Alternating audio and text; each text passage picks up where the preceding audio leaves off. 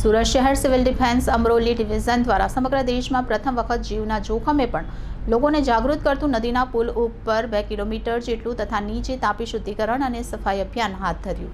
તારીખ 29/9/2024ના રવિવારના રોજ સવારે 9 થી બપોરે 12:30 વાગ્યા સુધી મોટા વરાછાથી ચીકુવાડી જતા પુલની બંને સાઇડ પરના માર્જિંગ વે પર ભારત સરકારના સ્વચ્છ ભારત મિશનને સફળ બનાવવા જીવના જોખમે લોકોને જાગૃત કરવા હેતુ Surat civil defence Amroli division દ્વારા સફાઈ અભિયાનનું આયોજન કરવામાં આવ્યું। આ અભિયાનનો મુખ્ય ઉદ્દેશ સ્વચ્છ ભારત મિશન દ્વારા સ્વચ્છ રાષ્ટ્ર બને તથા સ્વચ્છતા જાગૃતિ સાથે અંધશ્રદ્ધાને નામે કચરો ફેંકતા લોકોને અટકાવવા, લોકો દ્વારા નાખવામાં આવેલ પૂજા સામગ્રીના કચરાના નિકાલ તથા આવનાર સમયમાં પર્યાવરણ તથા તાપી શુદ્ધિકરણના માધ્યમે લોકો ચોખ્ખું પાણી મેળવી નિરોગી જીવન પામે।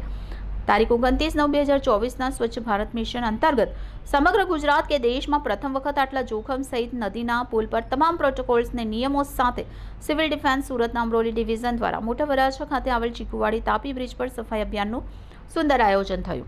આ અભિયાનમાં મોટા વરાછાથી યુનિવર્સલ ફાઉન્ડેશનની ટીમ તેમજ સુરત મહાનગરપાલિકાની સરથાણા જોન બી આરોગ્યની ટીમના સથવારે સફાઈ ઝુંબેશ કરવામાં આવ્યું, જેમાં વરાછા જોન બી આરોગ્ય ટીમ તથા યુનિવર્સલ ફાઉન્ડેશનની ટીમ તેમજ સરથાણાના આરોગ્ય વિભાગના મોટા વરાછા ટીમના SI DP Bhatt, SSI DN Solanki, Magadam Meenakshiben તેમજ મોટા વરાછા ફાયર ટીમ અને તેમની સાથે સફાઈ કામદારની ટીમ તથા વિશેષ રીતે સ્વચ્છ ભારત મિશનમાં કામગીરી અર્થે સુરત સિવિલ ડિફેન્સ ટીમમાંથી અમરોલીના deputy divisional warden Ashish Vadodariya જોડાયા અને સાથે ડેપ્યુટી ચીફ નવેદ શેખ તથા Sarthana division, Katargam division, Kapodra division, traffic police વિભાગ દિનેશભાઈ રાઠવા, જેઠુરભાઈ ભવા સહિત ફાયર વિભાગથી એસઓ ધીરુ ચૌહાણ તથા સંજય તાપરિયા, શક્તિસિંહ, કિરણ પટેલ, શક્તિદાન વગેરે જોડાયા હતા। વિશેષમાં સ્વચ્છતા અભિયાન, જેમાં તાપી નદીના પુલ પર ખૂબ જોખમી જગ્યાએ ઊભા રહી પોતાના જીવને જોખમમાં મૂકી સેફટીના સાધનનો પૂર્ણ ઉપયોગ કરી સફાઈ અભિયાન ઝુંબેશ ઉપાડી। આ સાથે લોકહિતના કાર્ય કરનાર જીવન રક્ષક તરીકે રાષ્ટ્ર સેવા આપતા સિવિલ ડિફેન્સ અમરોલી ડિવિઝનના વડા પ્રકાશ કુમાર વેકરિયા પણ આ સફાઈ ઝુંબેશમાં મહત્વની ભૂમિકા ભજવી હતી અને કોઈ પણ જાતના બેરિકેડ વિના પુલ પર સફાઈ હેતુ જોખમ લઈ કામગીરી કરી। સાથે તાપી નદીમાં ગંદકી ન થાય તે માટે લોકો દ્વારા પધરાવવામાં ન આવે અને પૂજાપો તાપીમાં ન પધરાવે, ભગવાનની જૂની પ્રતિકૃતિઓ ન ફેંકે, સિવિલ ડિફેન્સ સુરત વતી અપીલ કરવામાં આવી। સાથે સનાતન ધર્મના તમામ મોભીઓ સમાજના આગેવાનો પણ સ્વચ્છતાના પાઠ અંગે સંદેશ આપ્યો। આ સ્વચ્છતા અભિયાન નિમિત્તે તાપી સહિત તમામ નદીઓ બચાવવા તથા તેનું જતન સહિત સ્વચ્છતા માટે અપીલ કરી હતી। તમારું નામ શું છે? મારું નામ પ્રકાશ કુમાર વેકરિયા। તમારી એજન્સી? એજન્સી હું આપણા દેશની 4 વિંગ છે, આર્મી, નેવી, એરફોર્સ અને સિવિલ ડિફેન્સ। એમાંથી હું સિવિલ ડિફેન્સનો અમરોલી ઝોનમાં ડિવિઝનલ વોર્ડન છું।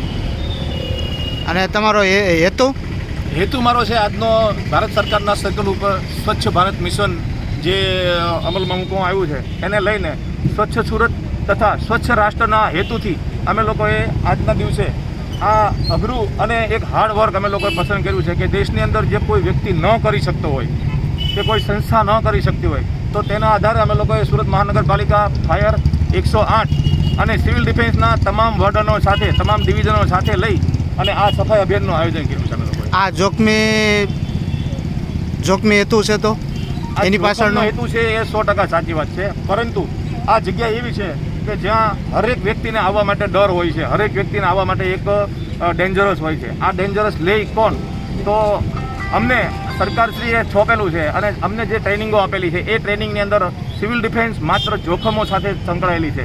Flood, fire, building collapse, earthquake કે પછી વોટેવર કોઈ પણ જાતના ડિઝાસ્ટર હોય તો ડિઝાસ્ટરને લઈને અમને લોકોને આ રૂટીન જેવું લાગ્યું અને અમે સમાજને એવો એક મેસેજ પણ આપવા માગીએ છીએ કે તમે અહીંયા જે ભગવાનની છબીઓ, ભગવાનના મંદિરો, આ ભગવાનની ચૂંદડીઓ જે ઉપરથી ફેંકો છો ને, આ ફેંકવાનો મતલબ કચરાપેટીમાં ફેંકવા જેવું છે।